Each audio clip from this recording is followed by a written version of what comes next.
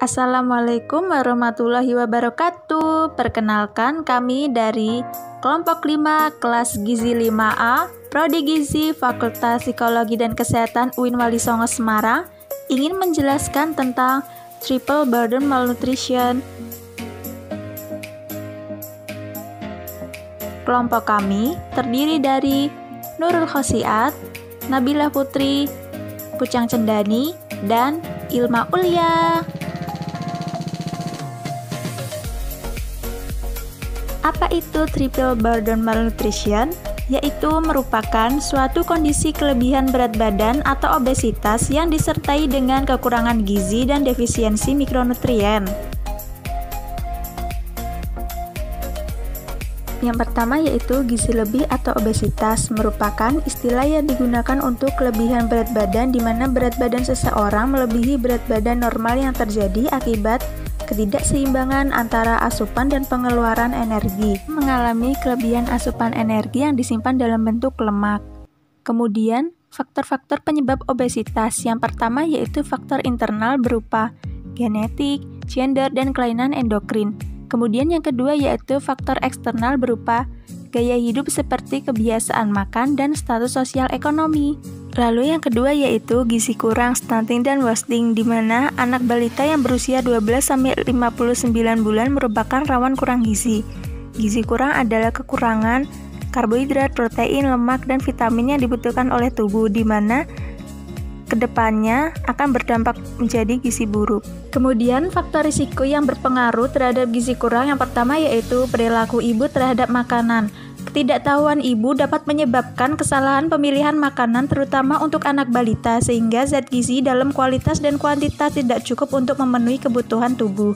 Kemudian yang kedua yaitu sanitasi lingkungan. Sanitasi lingkungan yang buruk akan menyebabkan anak balita akan lebih mudah terserang penyakit infeksi yang akhirnya dapat mempengaruhi status gizi anak. Dan yang ketiga yaitu status sosial dan ekonomi. Status sosial ekonomi merupakan faktor risiko kejadian gizi buruk dikarenakan rendahnya status sosial ekonomi akan berdampak pada daya beli makanan. Kemudian yang keempat yaitu pemberian ASI eksklusif. Balita yang tidak diberikan ASI eksklusif akan rentan terhadap penyakit dan akan berdampak buruk terhadap status gizi balita. Lalu yang ketiga yaitu defisiensi mikronutrien, merupakan suatu kondisi di mana mikronutrien tidak dikonsumsi dalam jumlah yang memadai. Berbagai gejala yang tidak diinginkan dapat berkembang, bahkan menimbulkan penyakit akibat kekurangan mikronutrien yang dapat mempengaruhi mental dan IQ. Terdiri dari dua yaitu anemia dan kekurangan vitamin A. Yang pertama yaitu anemia. Pada anak balita, keadaan anemia gizi secara perlahan akan menghambat pertumbuhan dan perkembangan kecerdasan. Anak akan lebih mudah terserang penyakit karena penurunan daya tahan tubuh. Hal ini tentu akan melemahkan keadaan anak sebagai generasi penerus.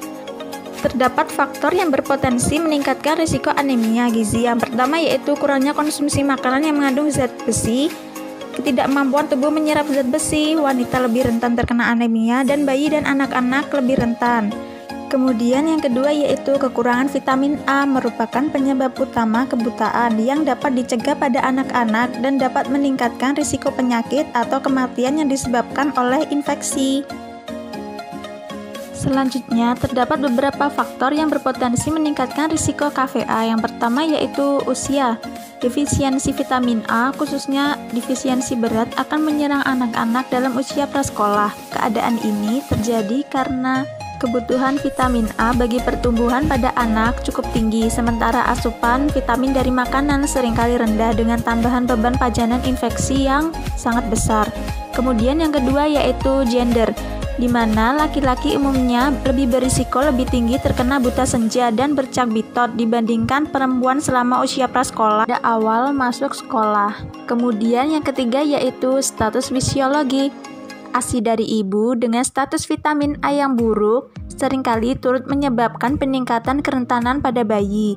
Kemudian yang keempat yaitu pola penyakit. Defisiensi vitamin A akan meningkatkan risiko morbiditas penyakit infeksi dan sebaliknya. Penyakit infeksi merupakan predisposisi terjadinya defisiensi vitamin A. Kemudian yang kelima yaitu kondisi sosial ekonomi. Pada umumnya, defisiensi vitamin A ditemukan terutama di negara-negara yang perekonomiannya relatif rendah. Dampak triple burden malnutrition. Yang pertama, dampak jangka pendek. Yang termasuk dalam dampak ini yaitu sistem kekebalan tubuh menurun, pertumbuhan anak terganggu, peningkatan kejadian kesakitan dan kematian, perkembangan kognitif motorik dan verbal pada anak tidak optimal, serta peningkatan biaya kesehatan. Kemudian yang kedua yaitu dampak pada jangka panjang. Yang termasuk ke dalam dampak ini adalah postur tubuh yang tidak optimal saat dewasa, biasanya lebih pendek dibandingkan pada umumnya. Yang kedua, meningkatnya resiko obesitas dan penyakit lainnya. Yang ketiga, produktivitas dan kapasitas kerja yang tidak optimal, serta kualitas SDM yang tidak bisa bersaing di masa depan. Dari berbagai dampak, yaitu dampak panjang ataupun pendek, dampak paling besar yaitu kesakitan, kecacatan, dan kematian. Kesakitan dan kecacatan dapat mempengaruhi produktivitas kerja dan kualitas seseorang sehingga tidak bisa bersaing di masa depan. Selanjutnya, cara menanggulangi triple burden malnutrition. UNICEF telah mencanangkan sebuah konsep untuk mengatasi triple burden malnutrition, yaitu Put Children Nutrition First. Konsep ini dapat menjadi dasar untuk mewujudkan program-program dalam rangka mencegah atau mengatasi triple burden malnutrition. Program-program yang dimaksud yaitu yang pertama, memberdayakan keluarga, anak-anak, dan remaja untuk menuntut makanan bergizi. Kemudian mendorong pemasok makanan untuk memproduksi makanan yang tepat bagi anak-anak. Kemudian yang ketiga yaitu membangun lingkungan makanan sehat untuk anak-anak. Dan yang terakhir, memobilisasi sistem pendukung untuk meningkatkan status gizi anak, meliputi sistem pendidikan, air, dan sanitasi kesehatan, serta perlindungan sosial. Cara menanggulangi masalah gizi adalah penanggulangan jangka panjang. Namun, perlu diingat bahwa masalah gizi bukanlah masalah perorangan saja, tetapi masalah yang melibatkan banyak pihak untuk menyelesaikannya secara intensif. Beberapa langkah yang dapat dilakukan untuk mengurangi masalah gizi di Indonesia meliputi yang pertama, 1000 HPK dan ASI eksklusif, kemudian suplementasi tablet tambah darah dan vitamin, lalu PMT atau pemberian makanan tambahan, pedoman gizi seimbang atau PGS, fortifikasi makanan, serta meningkatkan kesadaran. Semua bentuk penanggulangan masalah gizi harus disertai dengan adanya ketersediaan pelayanan kesehatan yang baik, terjangkau, dan memadai, serta membangun sanitasi yang baik dari masyarakat dan juga dari pemerintah. Sekian penjelasan dari kelompok kami. Apabila ada salah-salah kata, kami mohon maaf. Wassalamualaikum warahmatullahi wabarakatuh. Terima kasih.